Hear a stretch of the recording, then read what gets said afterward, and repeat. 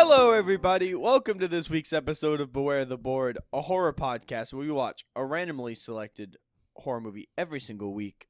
I'm Bob. I'm Ben. Oh, hey, Ben. What's up? Nothing much. Alrighty then.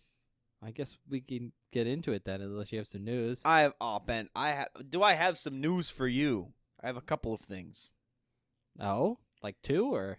I a think couple it's like, as in a few.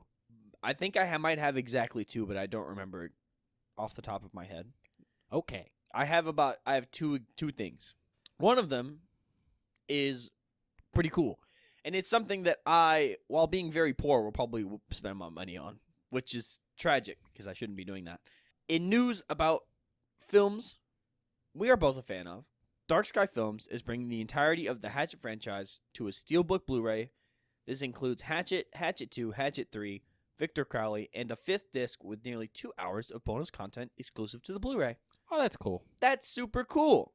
I love those movies. I think they're so fun. So I just thought I would bring that up. Because, I don't know if they sell a set with all of the movies on it. Probably not with all of them. Right? I don't know if that's available. But they're going to. They're going to, and it's going to come out, and I'm excited to buy it. And I'm also excited about the bonus content. Because that stuff's cool.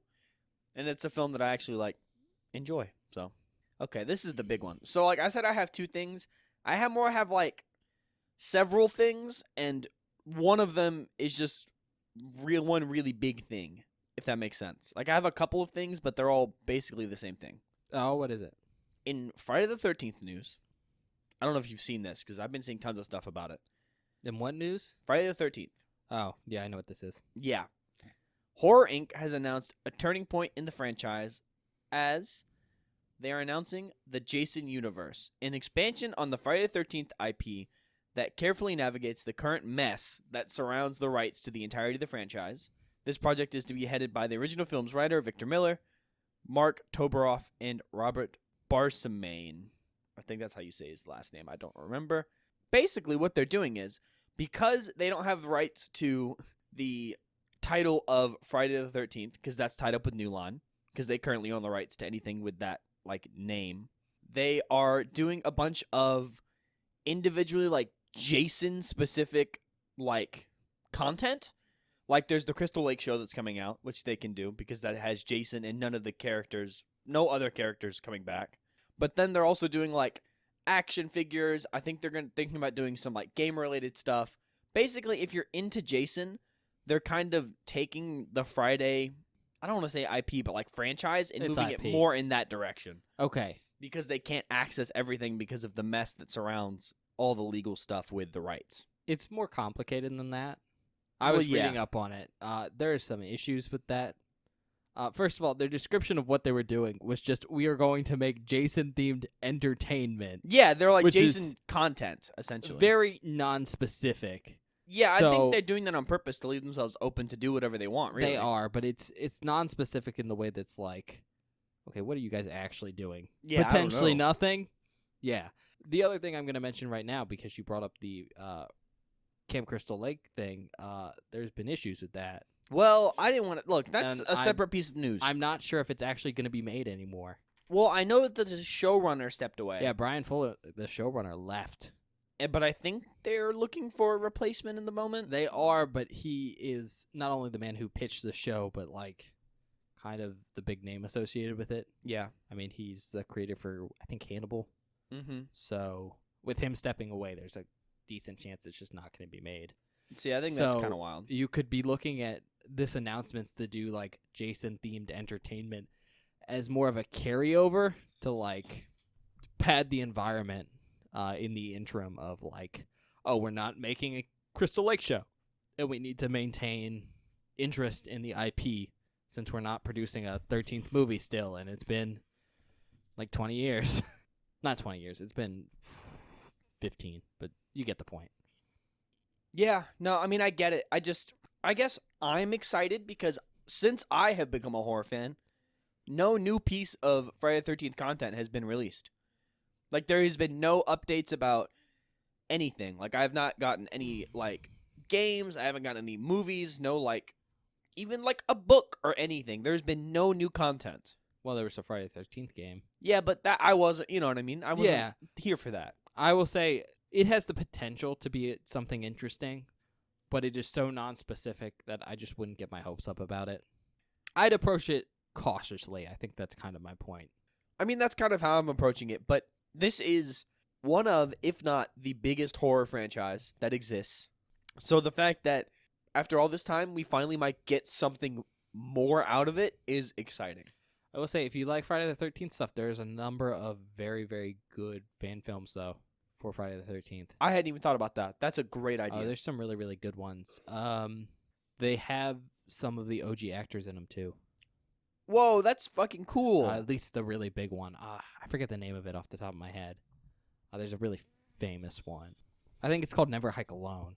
And then it has a sequel, Never Hike Alone in the Snow, which I know has Tom Matthews in it. Oh, that's cool. So, I'm always a Tom Matthews fan. And they're like full movies. Never Hike Alone's 54 minutes. Damn. Anyways, anything else? No. Move away from Jason. Yeah. We can move on. Leave that boy alone. Well. Let him drown. Oh. Well.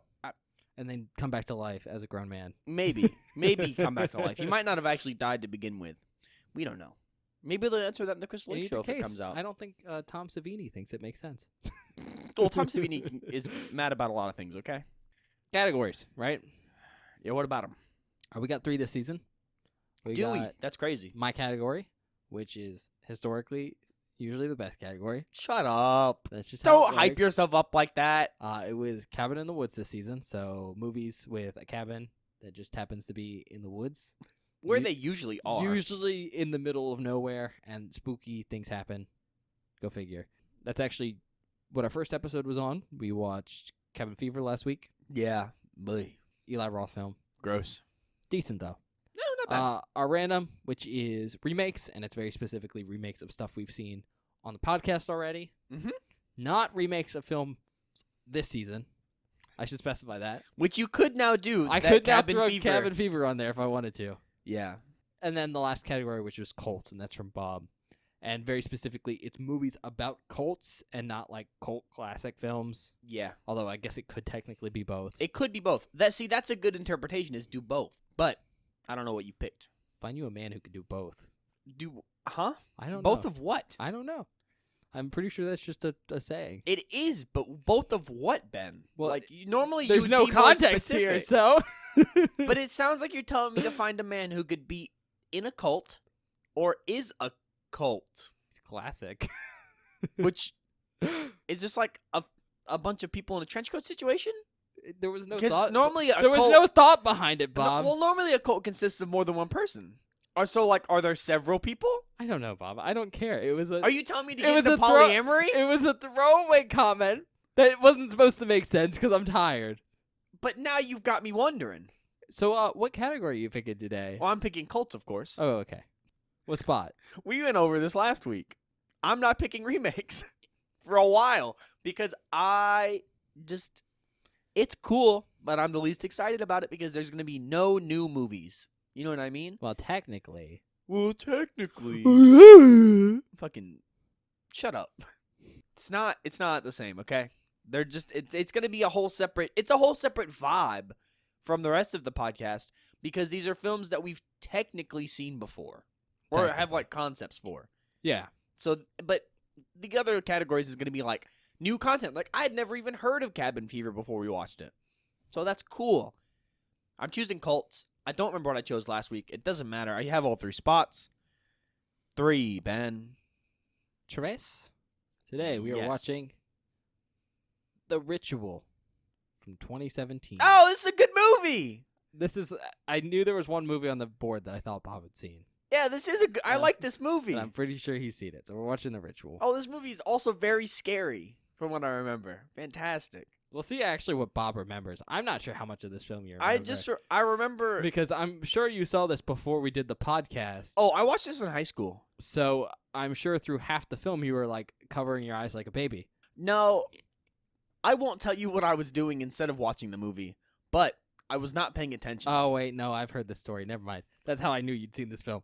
Yeah.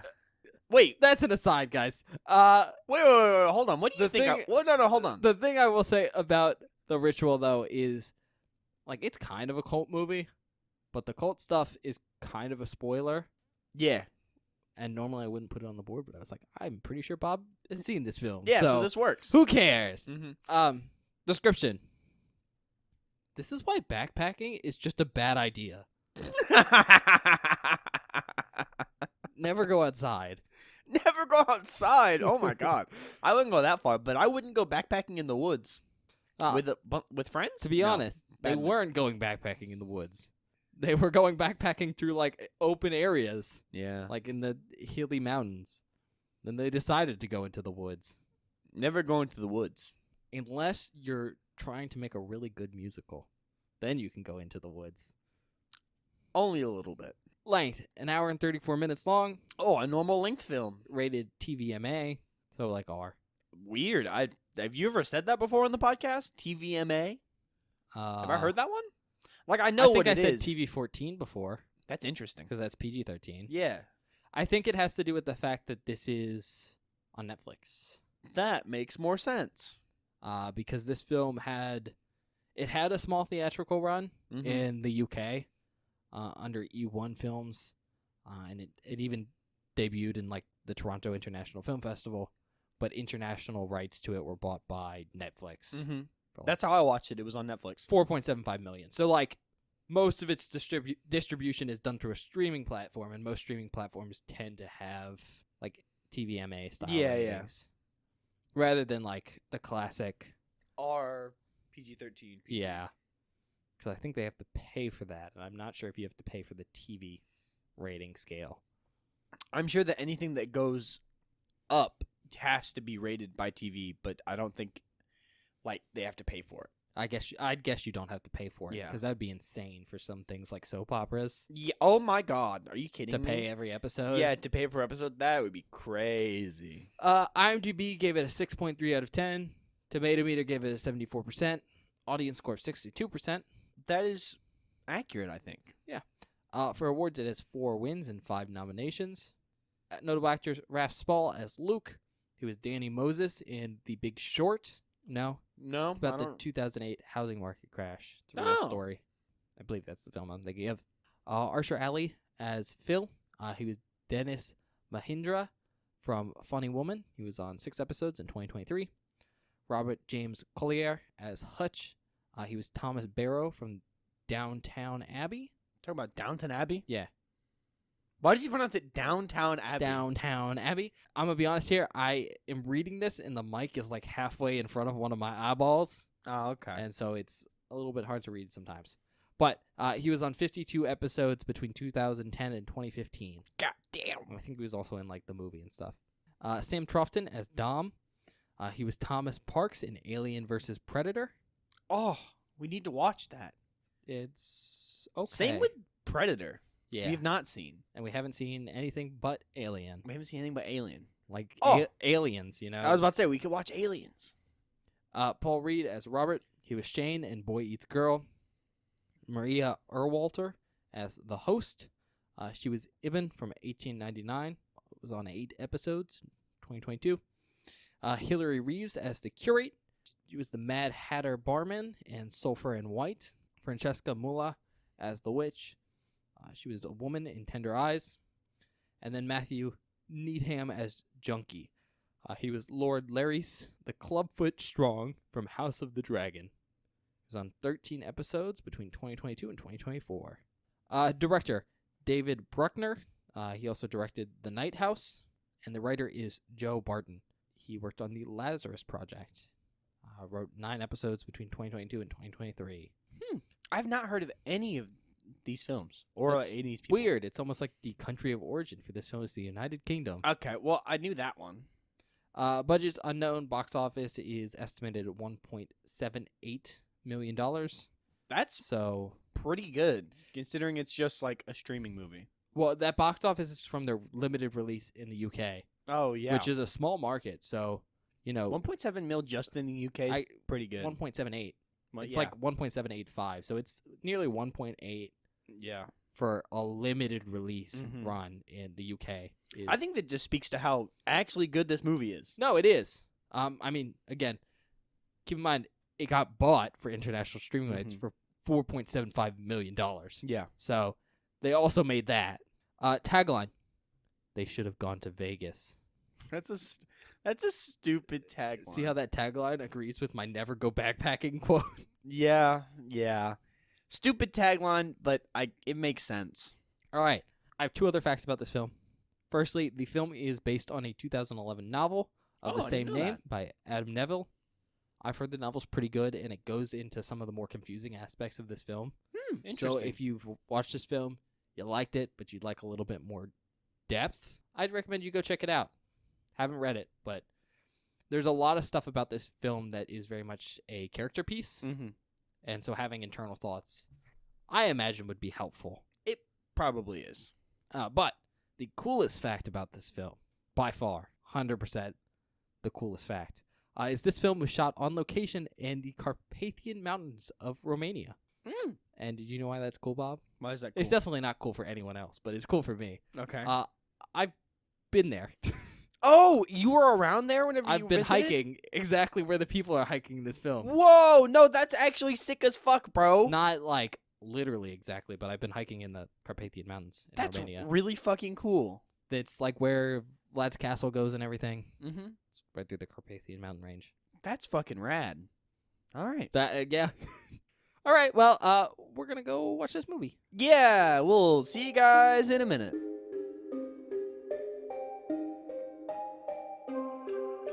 Hi, everybody. Welcome back. We just finished watching The Ritual. Yeah. So we've both seen this before. Yeah, well, I I know- haven't seen it in a long time. You hadn't seen it in. I watched it in you're- 20... What was that video I showed you that from literally the night 20 that I watched it? 2017? 17, I think. Yeah, right? like a year after this film came out. Because what did I say this movie was 2016? 2016, yeah. So, yeah. Like right after this movie came out, probably we watched it. So you didn't remember a lot of it for the most part. You remember the big beats, but yeah. the specifics you didn't remember. So, Mm-hmm. what did you think about like a second rewatch? First, well, okay, I kind of hinted at it, but the first time I watched this film, I was not paying attention to it. It was sort of on in the background while I was doing other stuff. Specifically, he was watching his friend shove himself into a Wha- tiny car. What? Okay, that did happen. That is part of what was happening, but there were other things surrounding that moment. That's all I know. Now that I actually got to sit down and pay attention to this movie, I liked it more than I thought I liked it. That makes sense. Yeah. That you were actually paying attention this time and you liked it more. But Well, because like I think before when I watched it, I wasn't really paying attention for the first like 45 minutes to an hour, and then we all like it was getting late, so we all like sat down and like weren't fucking around anymore. And we actually watched. I watched the end of this movie, and I mostly remember all of that. yeah, because during our watch, very specifically, Bob was like, he told me straight up, he was like, I expected the end part to be the entire movie. Yes, because I mostly remember the end part because that was the part I actually watched. And it wasn't. But I'm glad you liked it. yeah. With that being said, usual deal. I'm going to do a quick rundown, and then we're going to get into actual spoilers. So we recommend you go in as blind as possible. I know we've mentioned already that this is kind of a cult movie, Mm-hmm. which sucks because objectively, I think that's kind of the biggest spoiler there is for this film. Yeah. Because the cult stuff doesn't happen until, Last 30. yeah, if even that. I think I would it's say less. 20 maybe. Yeah, so it's a very late stage thing, and is objectively not super important. It might have been a bit of a stretch for this category, but Well, I don't think it is. I don't think it is per se. I just wanted to put this movie on the board because I think it's good. Fair. With that being said, if you could obviously go into this film or show it to someone without them knowing about the cult stuff, that's better. But Mhm. still recommend you go in as blind as possible. That being said, brief rundown. The rough premise of this film is that these group of 4 friends are going on kind of like a boys' trip into the mountains of Sweden. They're backpacking, if you couldn't tell from my description earlier. Mm-hmm. And on their trip into the mountains, one of them, his name's Dom, ends up twisting. He says it's his ankle. I think when he gets No, he Injured. says his meniscus. I don't know. I think he says it's his meniscus acting up. Oh, But I think he says he twists his ankle, but we eventually learn it's his knee yeah. that is really messed up. Which isn't that where the meniscus is located? I don't know. I don't know. I don't know either. Point being, he ends up hurting himself, and he's like, I can't walk. Yep. Or at least I can't walk the rest of the path out of these mountains, because where they are, they're about, I think they said 2 days Yeah. away. And that's specifically 2 days straight of walking. At least 6 hours each.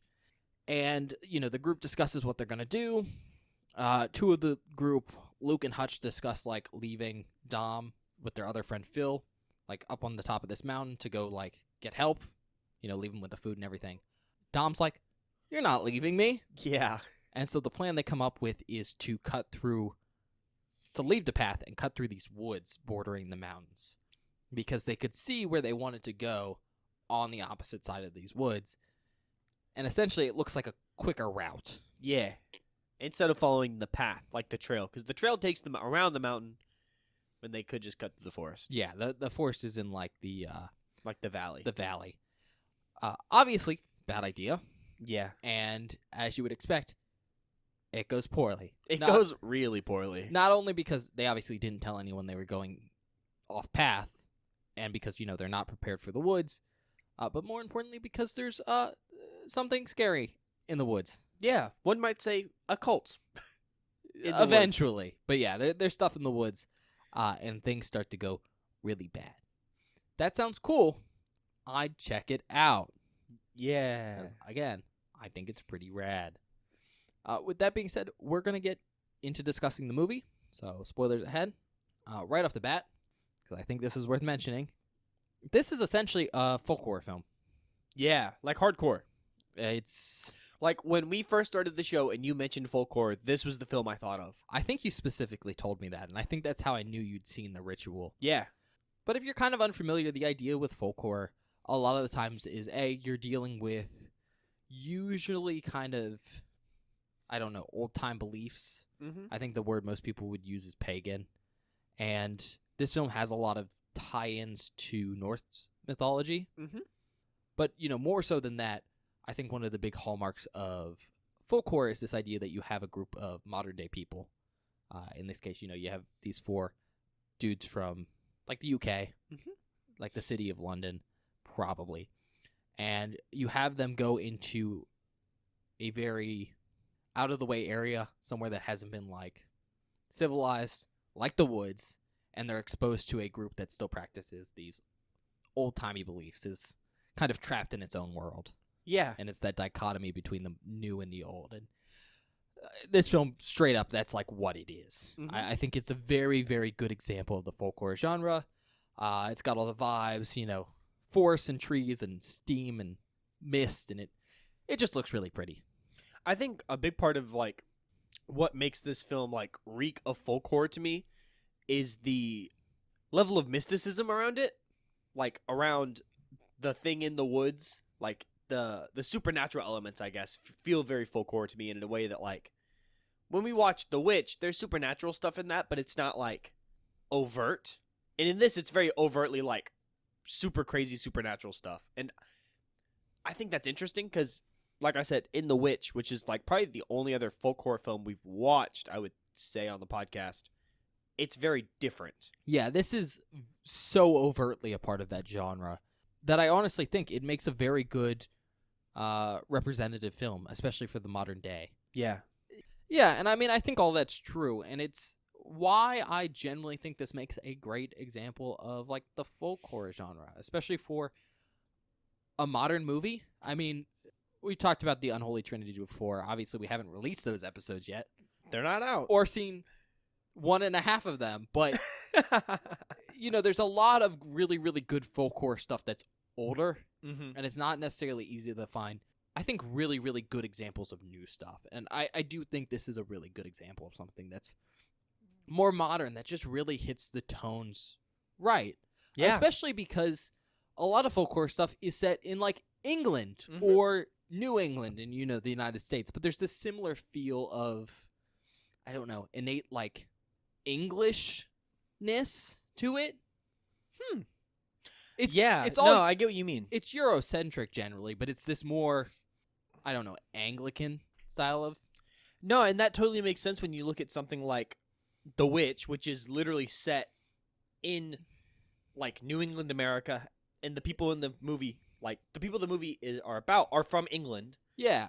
And that makes sense again when we look at where folk horror tends to come from. Mhm. It tends to come from, this handful of British films. And so what I think is so cool about this film is that it, rather than being set in England, because, that's where all this old root of folk horror stuff comes from, it has this more Nordic feel to it. Yeah, I think that's fairly interesting. And Which- it's something I wasn't it's something I hadn't thought about until we watched it. It's just different, and I Mhm. think that's really cool. No, and I think that sort of allows for a different take on folk horror, Because in a lot of ways, like Mike, you were saying, folk horror is rooted in England. So seeing another country's take on folk horror, or another country's like flavor of folk horror put in, is super interesting. Yeah, you say that. This is still from the UK. It's still from the UK, but like it has a vibe, a different vibe. yes, which is cool. Yeah, it's definitely unique. So, point being, I think it's a good representation of that genre. Mhm. If you're looking for a new film that's like folk horror-y, I'd recommend it there. Having said that, I think we can actually get into what this film really is about. That was more of like a stylistic thing. So, right off the bat, I totally skipped over this because I think it's kind of an unexpected thing if you're not familiar with this movie. But this film has what I'm going to call a cold open that really becomes the basis of the entire story. Yeah. I know for a fact you didn't remember it. No. You were like, what the heck is happening? Yeah, because like I said, I didn't really watch the first hour of this film. But the cold open for this film happens 6 months before the backpacking trip. And what we're shown is the, decision-making process where this group of friends is trying to decide what they're doing for their boys' trip. Because assumedly they do one of these every year. Yeah. We learn eventually that they're like old college friends that are very obviously kind of drifting apart because they're out of college. They all have their lives now. And what's very distinctly different about what I described earlier is that there's now 5 people instead of on the camping trip when there's 4 people. And that's because, they all go out for drinks, and afterwards 2 of them, Rob and Luke, who's essentially our main character, go into a liquor store, and while there, the liquor store is robbed. And Rob gets beaten to death. They bash his skull open with, I think, like a pipe. Mm. I think you thought it might have been a machete. Well, I think they cut him with a machete, and when he fell, he cracked his skull on the tile. No, I'm pretty sure they hit him once. It split the forehead open, and they clubbed him again. And in either case, it doesn't matter. Rob gets killed, and Luke kind of hides and watches in the corner. And what I think is so interesting about that is not only does that make a good cold open, we have a death right at the beginning, Mm-hmm. which is fairly unexpected for a folk horror film, which tend to be more slow and atmospheric. Yeah, it was something that I wasn't expecting at all, considering like what I knew coming in, and from what I could remember, I was like, yeah, nothing really is gonna happen till we get to like the woods and stuff, and then it opens with that, and it's very unexpected but super refreshing when you look at the genre. Yeah, it's a nice little grab that you don't expect. It also kicks off the plot Mhm. because they go on this backpacking trip because that was Rob's suggestion. Mhm. Everyone else wanted to go to like Vegas or like somewhere like a city. Yeah, And do what literally they- anywhere else. Do what they do every year, not hike. But Rob wanted to go hiking, and so they go up there to do like a memorial service for him. But I think the most important thing here is it sets the basis for what this story is essentially really about, which is it's a story about trauma. Like I said, Luke's essentially our main character. There's these other important characters. I mean, it's essentially a 4-person film, but Luke is the focus, and a lot of his internal battles and a lot of his interactions with everything going on in the film, including the horror elements, the magical parts of the film, have to deal with this fact that like he was in a bad situation, right? Yeah. Objectively, I probably wouldn't say Rob's death is his fault. No, it's like- not really.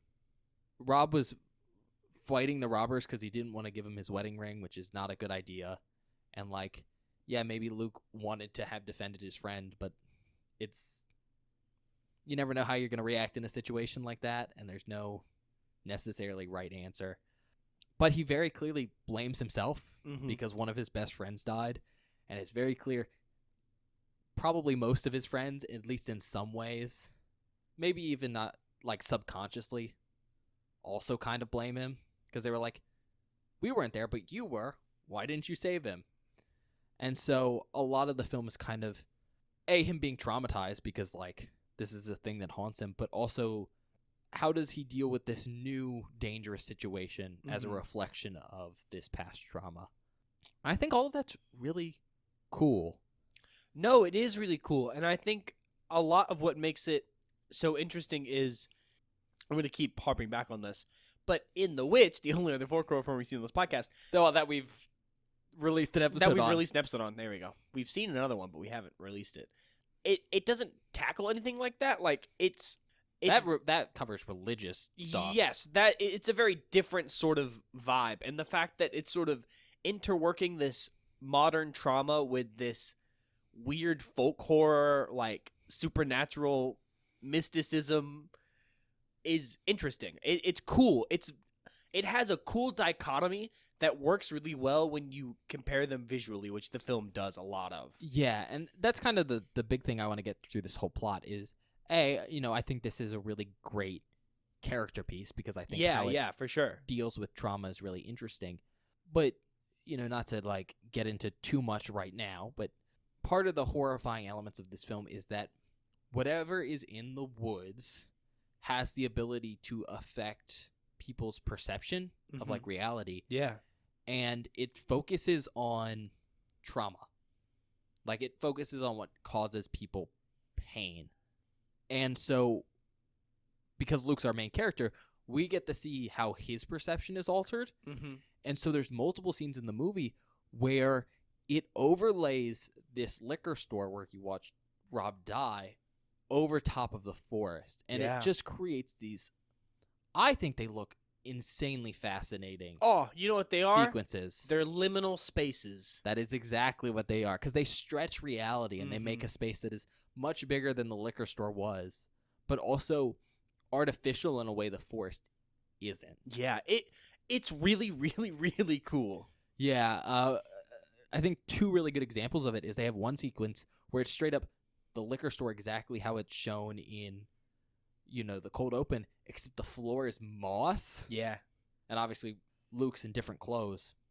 Or the other one where it's just the forest, and then we see a, like, almost infinite amount of fluorescent lights just pop down from the trees. The one I really like is the one where they're in a cabin and Luke wakes up because there's like a blinding light in his eye and he opens the door and it's the liquor store. Like, I love shit like that. Yeah, I think, like you said earlier, that's just a great way to compare, I don't know, visually his trauma with like the reality of this folklore thing. I don't know. I think it's all really cool. I think it is the perfect way to show someone's trauma but root it in reality. Because I know for people with PTSD or anything like that, a lot of the time they're like, when they have episodes, it'll be like very intense for them and it'll feel very real. And the fact that this seems very real to us and feels very real for him makes it feel like it really is happening. Yeah, and I think that's a good comparison you made, because it feels like Luke has probably some minor PTSD. I would say major. Because there's some times where we watch and it's very clear he's having a flashback. I think we get some visual representation even before the magical stuff. Yeah, we do. Like, he's very clearly disassociating and flashing back to that moment.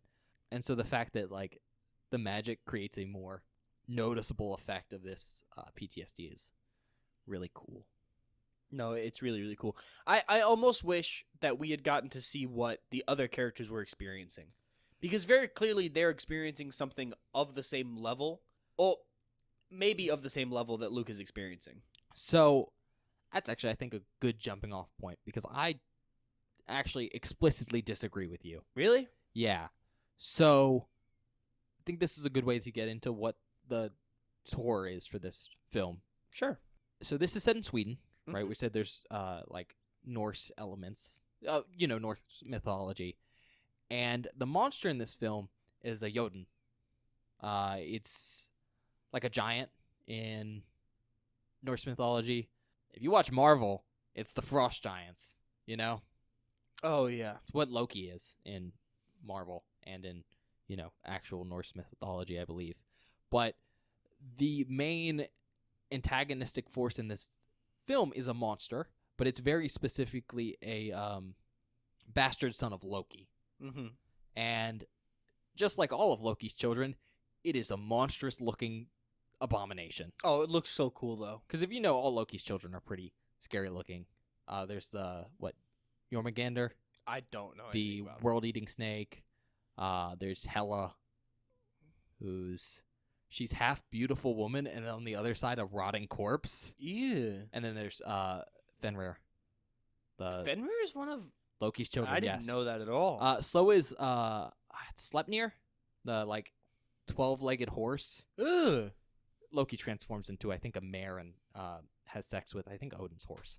What the Yeah. fuck? Norse mythology is weird, but yeah, a lot of Loki's children are monstrous, and this one is also very monstrous. Mhm. I will note they make a point of saying it's a bastard offspring. Yeah. I think to explain why it's not like an actual god and it's just like living in this forest Mhm. by itself as this unknown beast. But it has a very interesting appearance. Yeah. It's based on like an elk, I think. Yes.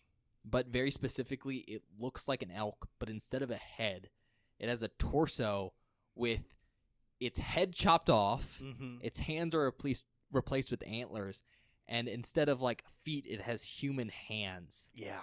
And then right where the crotch would be, there's like A set of eyes. a hole with glowing eyes. And like I said, what it does is it manipulates people. It looks at their like inner trauma and pain.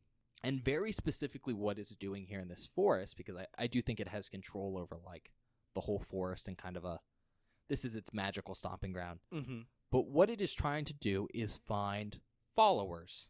It's a bastard offspring of a god. It doesn't have worshippers, and so what it's trying to do is find its own. And for followers, it's going out, it's grabbing anyone who comes into the forest, and I think it's testing them. It looks at who comes into the forest and goes, who here has the greatest pain?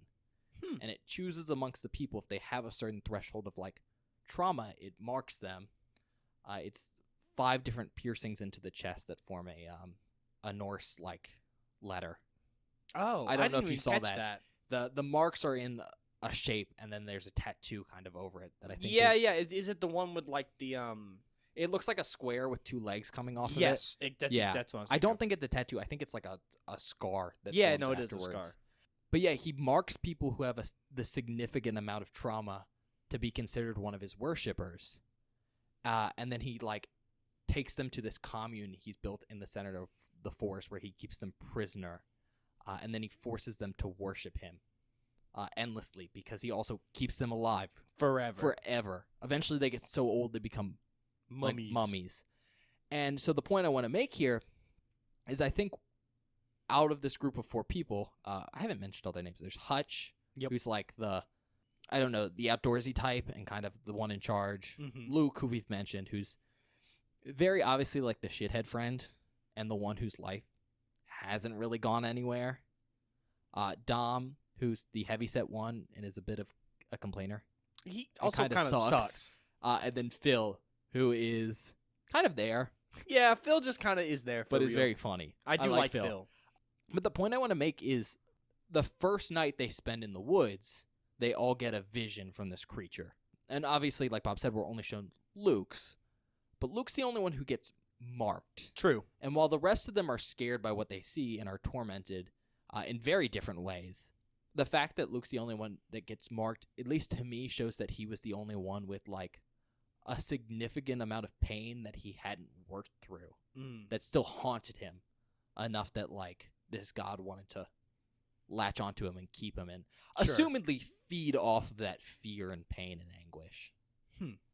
I don't know. I guess my point was I just would have liked to have seen what the other people were experiencing. Yeah, Because I think that is fairly interesting in and of itself. I think I mean, you're right, but then that would change the perspective of the story. Yeah, and I think Because this is a very personal piece, and I Mhm. think showing other characters' perspective ruins that. yeah.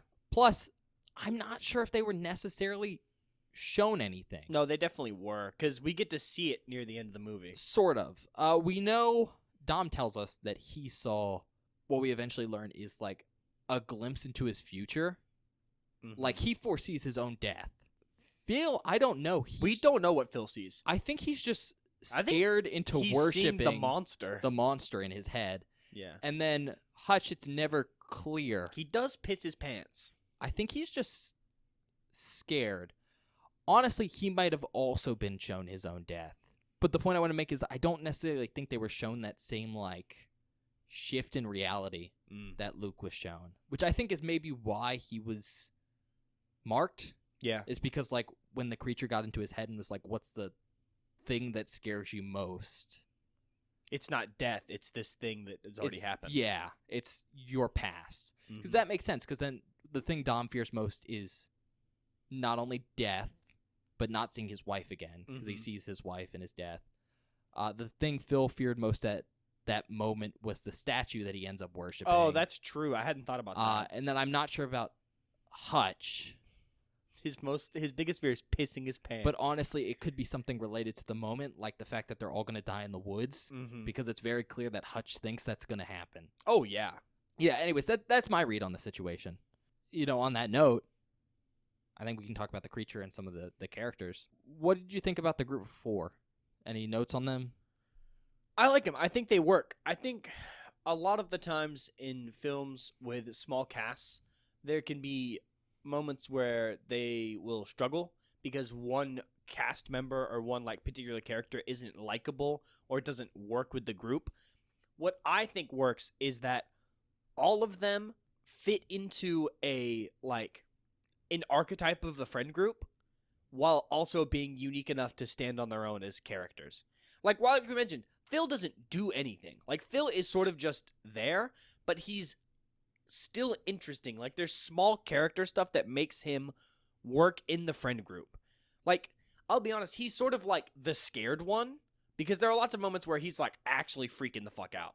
But he does small character stuff throughout that like makes him more than just the scared one.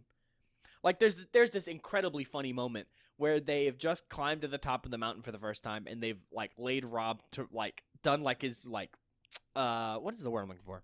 Memorial? Memorial. There you go. That's the word. And they of course they all take a drink from a flask and then they pour one out for Rob. But Hutch pours the whole thing out and you could see him Phil literally looking at him like, no, please don't pour all of it out. I need, please. He's like giving him a death stare, and it's like small stuff like that that makes the group of 4 in this film work. It makes them interesting. Yeah, I think you're right. I don't necessarily know how much I like how each character is individually written, so much as I like how much they feel like an actual friend group. Yeah, they feel like dynamic almost. Especially one that's like shattering. Mm-hmm. Because again, that's a big theme of this film. It's like It is a big point. not only is one of their members dead, but like they're clashing now because of it. Mhm. And I think that that only works because they feel like a real group of friends. Yeah. Like it only matters that they're falling apart because we care, because they're so well put together. And so I think point being is it doesn't necessarily matter who the characters are. No. In fact, we not only do we not really learn much about them, even Luke, who's the main character, we're really only focusing on this trauma he has. No, I think the most we know about any of the characters is stuff that like we are basically shown. Or they mention in passing. Or that there's nothing, we get no super deep intimate backstory for any of these characters at any point during the film. And so I think the film is able to get away with that. And I Mhm. think that's really cool. Especially because, like, we lose characters pretty rapidly Yeah. once stuff starts. And, I think it's something that could have gone really, really poorly Yeah, for sure. if it was any other film. And I just want to give props to the writer for that. Because Mhm. it's a hard thing to pull off. Just the idea that it's the group of people instead of the individual characters that work. Yeah. While also still giving us like a super personalized, individual focused piece. Yeah, because you still have to care about Luke Yeah. enough for him to matter to you. Mm-hmm. All right, so on that note, I think we can move on to the monster. Yeah. I like it. That's about I mean, it. that's pretty fair. I also like it. I think what it does because a lot of, from what I know, look, take everything I say during this episode with a grain of salt. I've seen a single folk horror film. Well, no, you've technically seen 2. I've seen 2.5. 2.5. There you go. Well, 3.5 if we count this. Oh yeah. No. Yeah. So whatever. Anyway, a lot of the time in folk horror stuff, a lot of the scariness comes from the natural, right? That's sort of the point. Yes, the vibe. Yeah. This thing is it's so unnatural yet natural at the exact same time. And that's, I think, what I love so much about it, because it feels so dichotomous with the group of people that we found in the woods. Like, there's something that it feels so, like, unsettling, but, like, almost H.P. Lovecraft, like, old gods, incomprehensible, horrible, like, monster, while being like, oh, if that was just out in the woods, I would believe it. You know what I mean? Like, it just feels so feral. It feels, horrifying yet realistic. Mm-hmm.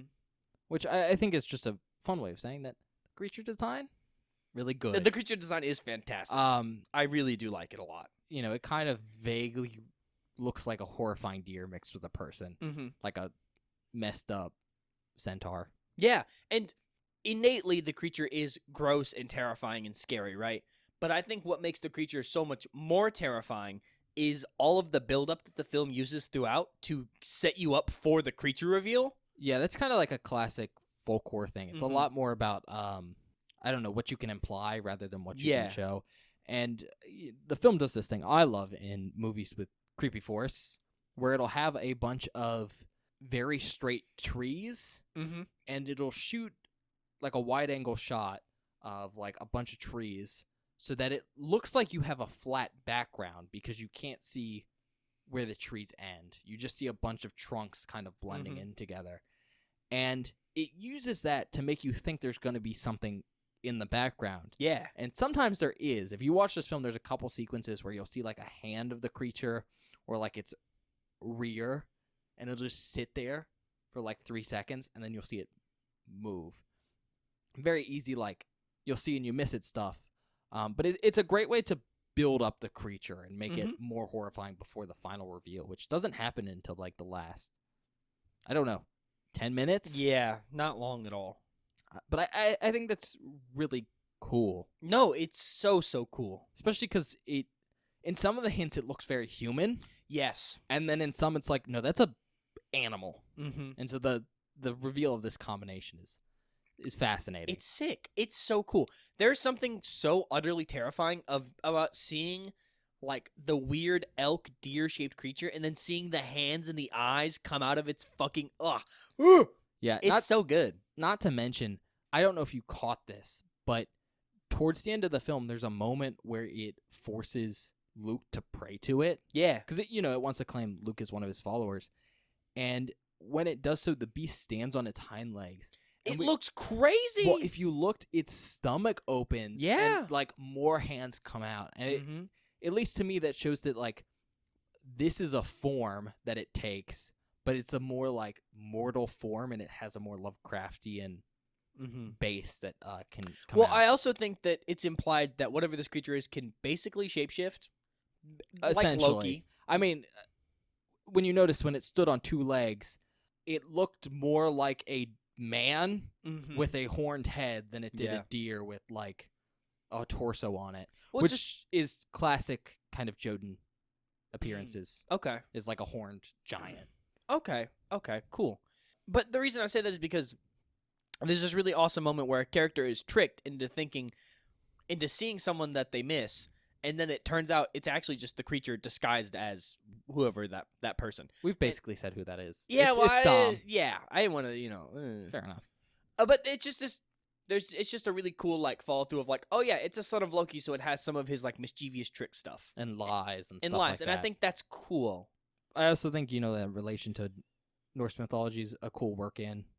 I think they expand more upon that in the book. I believe that would make sense. Like they go into more detail with it. On a related note, he has that whole cult there in the center of the woods. Yeah. I think all the sets for that look really nice. Oh, they're so cool. Like everything looks like it's an ancient house and village and Mhm. stuff like that. Super Yeah. cool. They have some interesting dressed people. Mm-hmm. If you pay attention, everyone's costuming's different Yeah. to denote they're from different time periods. Mm-hmm. In fact, we see someone who's very clearly from the 80s, Yeah. which is important because they're the people we see hints of as the group enters Yep. the forest. We see their car and we eventually see their tent. Mhm. I think that woman specifically's credit card. Yep. They pull out her card because she Um, does speak English. But obviously the coolest thing are the mummies.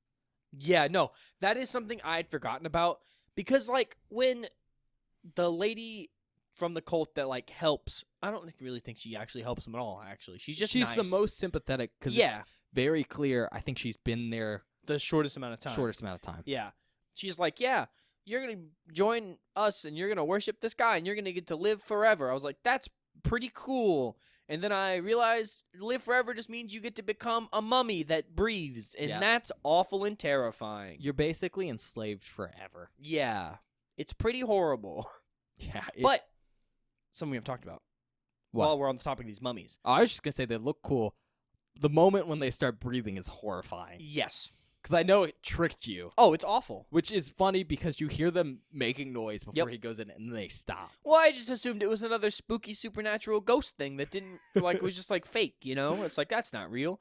And then he's like looking around, he's like, "Oh, look at all these dead bodies." And then they start moving and breathing, and that's fucked up. Yeah, I will say with the mummies again, great on costuming. Oh, they look really cool, man. As he got farther away to the entrance to the mummy room and closer to like the center where there's like a pulpit, kind of like a priestly thing going on. If you pay attention, the costumes look like they get progressively more Nordic and like Mhm. older. Yeah. Like the guy standing at the very end, I say standing. The mummy sat up on the very end who looks the most withered is like in like leather kind of not armor, but like Gear. yeah, like deer skin kind of stuff. Little attention to detail that they didn't need. Looks pretty cool. All the mummies are practical, it looks like. Oh yeah. They're rad.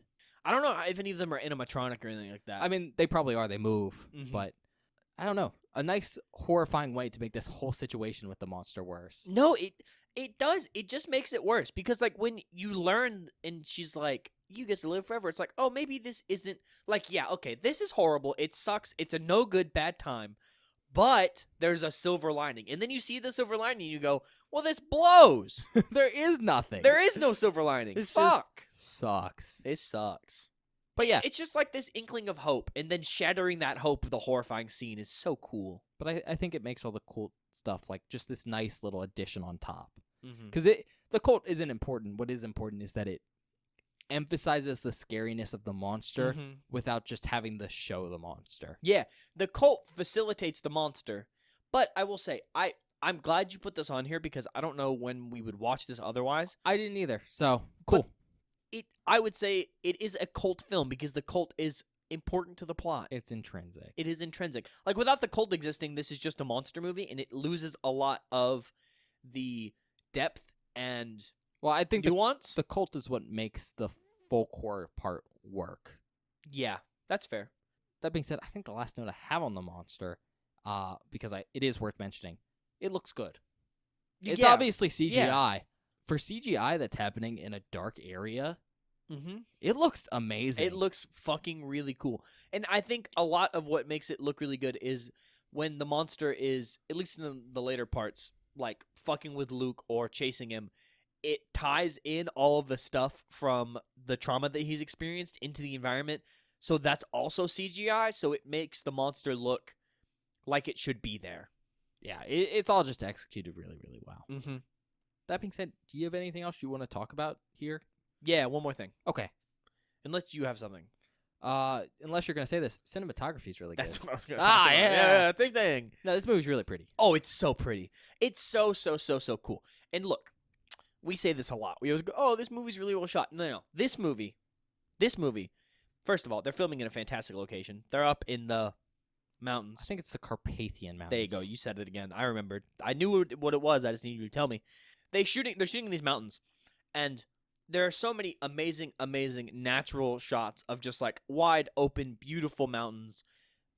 And it's just so pretty. And I think the coolest part about this movie being shot so prettily and Prettily? so prettily. Yeah, prettily, is that a word? So well. Being shot so good. It's so well. So I don't do words good sometimes. Anyway, the fact that this movie is shot so well compared to the like horrific, terrible, awful things we're witnessing is just creates this sort of like whiplash, but in a good way. Like it's sort of jarring in the way that like experiencing trauma out in the woods would be, and it really adds a lot for me. I think you're right, but the point I want to note here is the contrast between locations. Yeah, that I too. mean, the film starts skipping the cold open here, which is set in like A liquor the city, store. but like most of the beginning of the film is set in like this wide open, like majestic feeling area, in these mountains, and they look like they go on forever. There's no civilization, and it's very freeing and open. And I love this contrast where they go from like these really big shots of like wide open areas to when they go into the forest and everything feels constricted and claustrophobic and dark, and there's mist everywhere. And I think it does a really good job of contrasting that and making the environment reflect the emotions of the characters. Yeah. And I think there's also a really, really awesome moment, and it's set in one of the areas that you like a lot, which is like where the trees are really tall and thin, and so it looks like they're on a flat like canvas almost. And it's this really beautiful shot of this forest with like these golden, like I don't know, like it's like golden grass almost. Yeah, it's like some form of like, I don't know, plant. Yeah, it's just like, and the sun is either rising or setting, I can't tell, but the sun's coming down on them, and it's this really beautiful shot of the forest, and it's amazing. And in the middle, you just see three of the characters, and they just look so dirty, disheveled, and horrible, and gross. And just that moment alone for cinematography makes me go, damn, this is a good movie, because it enraptures like the dichotomy between these characters and the environment so drastically, and it works so well. I really love it. Yeah, I mean, I think it's just this impressive fact that the film does a lot to tell the story without words. Just, it's very much a visual thing. Yeah. Like, we learn so much about what's happening, not from characters talking or interacting, but from what's shown. Which is impressive, because, I mean, like we said, this is a film based on trauma. A lot of Luke's stuff is internal. He doesn't talk about it, and yet we're able to see how he's feeling about certain stuff because they show it. We're able to see how all these characters are reacting to the environment because of how they act and how they're portrayed on screen, not because of what they say. In fact, there's very little dialogue in this, honestly. Yeah, there's not. I mean, like, of course they talk to each other, but it's not as heavy as I was expecting. Yeah, compared to most films, I'd say. Yeah, because a lot of the film is just them walking. Yeah, and so the fact that they keep it entertaining and we're able to get so much from what little's given is great. On that note, though, are you okay if we move on to recommendations and stuff? Sure. Okay. You want to start us off then? If you're interested in a folk horror film and you don't want to watch like an older movie, or I would say, like I said, take everything I say with a grain of salt. Like I said before, I think this is a good jumping off point for folk horror. I think this maybe is a good starting point if you want something that is like approachable. Like, I think this film is very approachable. I think you could show this to anyone and they would go, "Oh, that's a cool movie." Or I like, like it feels very general audience in comparison to something like The Witch or Witchfinder General, which I don't think everyone would like. Definitely not. So, if you're into folk horror, or if you want to get into folk horror and you don't know where to start, this is a great place to start. Also, it's available on Netflix, so it's pretty widely available if you want to watch it. I don't really know if I have any other recommendations, honestly. Okay. This is a weird film because, like, I like it, but, like... Well, it's kind of that thing where in some horror movies you can be really good, but not a lot can happen. And that's kind of what this film is. Yeah, but I feel like a lot of stuff happened. Well, that's because it's a character piece. I guess. So, for my recommendations, right off the bat, like Bob said, if you're looking for folk horror, I think this is a very accessible version of that genre, primarily because it's fairly modern, and you don't necessarily have to be into like the folk horror elements of this film for it to work. There's plenty of just like creepy feels and jump scares to make this just like a nice run-of-the-mill horror film. Like, you could put this on in the background while doing some stupid stuff like Bob was the first time he watched it. True. And still come away having thought it was a good movie. If you're looking for a good horror movie on Netflix, I think this is a great one. Generally, when I'm thinking like, oh, what's the best horror movies I've watched on Netflix? Especially for like quote unquote Netflix originals, you know, stuff that's not necessarily always been available in other places. This is one of the ones that comes to mind. The other one is what? Autopsy of Jane Doe. I haven't seen it. I watched on Netflix for the first time, and that was really good. Point being, if you're looking for a folk horror film or something on Netflix to watch for horror, both pretty great. But I think for other recommendations, if you want to see something that's like Norse mythology themed as far as movies go, That's good. I didn't even think about that. this is really cool for that. I don't necessarily think there's a lot of content if that's what you're into. That's true. Obviously, It's very vague. that's been getting more popular in recent years with like Vikings and stuff like that. But it's still not super common, and it's definitely not common in the horror genre. No. So There should definitely be more. Like, There I should want be. more now. So if you want to explore that, I think this is a nice little taste of something unique. Aside from that, creepy woods. Yeah. If you want some creepy wood shots, this film does it really well. Mm-hmm. Not tons of like creepy stuff in the background. See something move. With that being said, you want to rate it? Yeah, man. I like this film. I like it more than I thought I liked it. Now that I actually sat down and watched it. And wasn't Now that you distracted. actually watched the Yeah. movie. And I'm kind of in an interesting spot. I don't think I want to give it a 5, but it's definitely better than a 3. Yeah, 100%. A 4. I think I'm going to fall right between the two. I think I'm going to go with a 4. Because, like, yeah, I like this movie. I think the monster's sick as fuck. I think it looks good. I like all the characters. There's just something, it's missing like a wow factor for me. Like, overall, it's a good movie and I really enjoyed it and I think it's great. But there's nothing that comes at me and I go, wow, holy shit, this deserves a 5. You know what I mean? Like, I'm not stunned absolutely by anything. And maybe that's because I've seen it before. Like, maybe if this was my first watch, it would be I would have a different That's opinion. fair. But having vaguely seen it once and rewatched it in its entirety, I think a 4 is where I'm going to stick it. Yeah, and I think you raise a good point of like it didn't have a wow factor for you because I think the wow factor is the monster reveal, Yeah, that's probably true. and you didn't have that. Because I remember the first time I watched this and I saw the monster for the first time, I was like, "Holy shit, that thing's wild!" No, it's sick as fuck. Especially because you see something that's vaguely humanoid 1st Mhm. and you're expecting like a giant, Yeah. and it's like, no, that's a weird elk thing. All right, so for me, I'm gonna go with a 4.5. Fair enough. I think straight up what gets it so high is cinematography. Like this film is really, really well shot. It's so pretty. But also like how well this film deals with, trauma and a lot of that, I don't know, subtle storytelling. Yeah. Like it's got a cool creature and stuff, but I think what really carries this film is this whole internal story with Luke. And obviously if you aren't into that and you don't jive with it, this is going to be a pretty shit movie for you, honestly. But if you like that, I think it's executed really, really well. Objectively, I can see a lot of ways this film should have failed, and the fact that it turned out so good is just very impressive for me. And that in of itself, I think, has to make me give it a 4.5. I think the only thing that's really keeping me from giving it any more is I kind of want more from that internal story of like Luke's trauma, and I also kind of want to learn more about the creature. Things that I don't necessarily think are achievable with the movie format, because so much of that is like stuff that would happen inside a character's head or like Mm-hmm. be done through observations and people. Yeah, it feels like detailed background stuff that you wouldn't be able to include in a film. But if you were to read the book, you probably get a lot of that. And that's the point I'm going to make is like, I feel like this movie is as great as it can be, but it's not perfect. And the Mhm. elements I kind of feel like are missing, I'm guessing are in the book. I haven't read it, but it feels like the stuff that would be included there Yeah. and just couldn't make it into the film. And like the only, not to tell you to not read, but the only reason like I would say watch the movie over reading the book is the movie does such a good job with visuals, Yeah.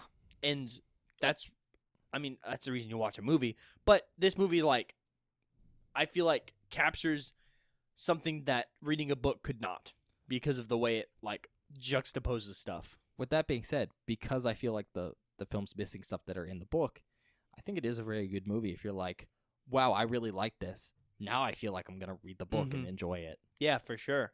which is cool. With that being said, though, I guess we can go to outtakes. Yeah. Well, see you guys in a minute.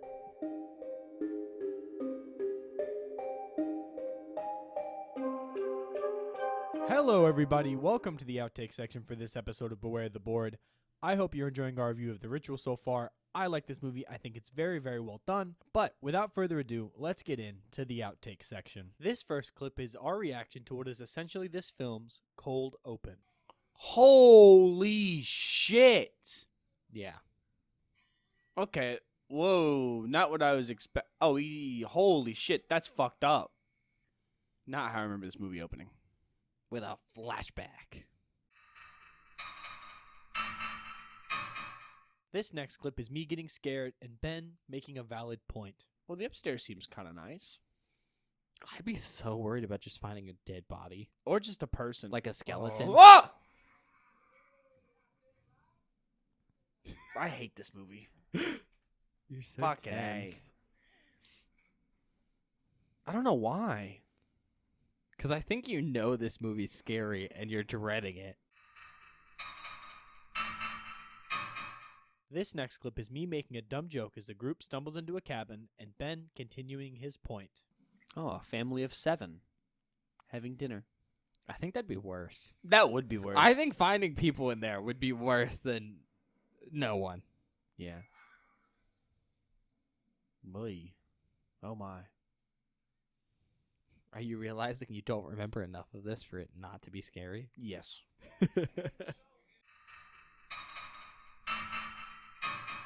This next clip is me continuing a bit and realizing the film might not be as scary as I thought it was. Oh, God. Oh, is that A family of 7 enjoying dinner? I hope so. Because if it's anything else, I'll be afraid. I was gonna say a strange, I guess what? Pagan statue Probably. in the attic? Oh, that's not that bad. No, that's also a fuck but- this shit, I'm out.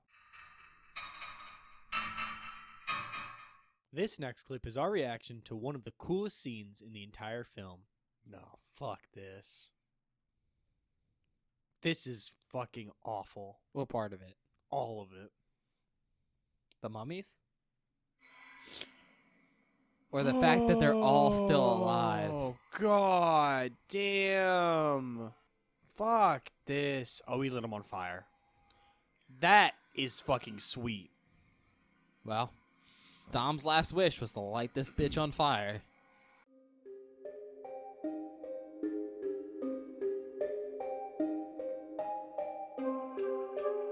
Hi, everybody. Welcome back. I hope you enjoyed the outtakes. Do we have anything we need to announce, Ben? No, I think we announced all the stuff last episode. Yeah, and of course, we'll let you know closer to when they're coming out, when You- they're actually going to come out. Do you remember it was Unholy Trinity stuff, which Yeah. we're finally releasing, and then a Father's Day and a birthday episode for Mhm. Bob. The Father's Day episode is separate. not Those are for me. separate. Yeah, separate episodes. I'm not a father. Gotta specify. Yeah, please. I don't need any kids. My My dog is enough. oh my god, your dog today. You see, I said that for you because the audience isn't going to understand. But if the episode sounded a little weird, there are lots of cuts due to my fucking dog.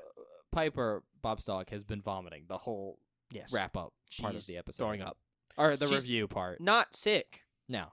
She's just eating hair off the floor in grass and making herself throw up It's been because her stomach's upset. an unpleasant time. Yep. To record. It's been pretty bad. With that being said, though, let's do our usual spiel. Check us out wherever you get your podcasts, Spotify, Apple Podcasts, other places like that. If you're checking out the podcast on any of those platforms, it would really help us out if you leave a quick rating or a review. That really helps us get recommended to other people on those platforms. You could also maybe recommend the podcast to one of your friends you think would like it. That is nice. We appreciate that. Outside of that, we're also on YouTube, which, while not the best place to listen to audio-only content, does at least help us out. It shows us how many people are enjoying the podcast, because it's really easy to see like views and subscriptions and stuff like that. But besides that, YouTube has a couple features that might be really helpful to you. There's a bell button that lets you get notified whenever we post something new. So in case we're posting something out of our usual schedule, like a special, that's an easy way to get notified. YouTube also has a search button, which lets you search up key terms in all our videos, which is mostly useful if you're looking for movie title names. You can use that to find the episode title and then find it on Spotify or something if you don't want to watch on YouTube. But the big thing with YouTube is that it's one of the 2 major places to communicate with us at. You can do that in the comment section of a specific video, or you can go over to Twitter at BewareTheBoard and go wander through the forest of the interwebs that is our Twitter thing. I don't know. I don't ever go over there. I was about to say, you don't ever check our Twitter. I've You're seen- never even talking about I've seen some of the bullshit that is hanging in between our posts, and I just go, that is a dismembered deer. I'm wiping my hands of that and walking away. Okay, that's a deep cut. That's a deep cut because I don't even know if that's in the episode. It is not. It might be. I don't know. Maybe it's in the outtakes. I don't remember what. I think you did mark that because it was funny. I probably did. Like Ben said, check us out on Twitter at BewareTheBoard. It's where we post updates about the show, information about the show. Basically, if there's anything you want to know about the show, it goes on our Twitter. On Mondays, I post a spoiler post for that week's worth of episodes, which is a hidden movie cover that you can reveal. So you can watch the movie before we do. So when you listen to episodes, you don't get any spoilers. And we're being vague about stuff. You know what we're talking about. Then on Fridays, or whatever day an episode goes live, I always post a link to the episode. So if you ever missed an upload or want to know when something went up, there's always a link on our Twitter. Last thing, we do short form content for the show. At BewareTheBoard on TikTok and on YouTube Shorts. I know I haven't put one up in a minute. I've just been busy. I just haven't had time. Ben, we kind of scuffed recording today, and that's kind of part of it, because I could have made some short form. You can blame Ben for that. No short form because Ben's a bastard. Hey, you could have still made short form, but you decided to sleep instead. That's, you know what? You know how long I slept? Like only a couple hours, and we're still going. You slept about 7. No. Assuming you went right to bed, like you told me you were No, doing. I couldn't have done that, Of because I course. just got home. You I could have didn't- made short form instead. Yeah, instead of taking care of my dog, who's now Exactly. vomiting in the hallway. Disgusting. You still got her vomiting. Yeah, we make short form content for the show. So if you like that, check us out over there at BewareTheBoard on TikTok and on YouTube Shorts. Benjamin, I think that's it. All right. Well, we'll see you guys next time. Yeah, we'll see you guys next time.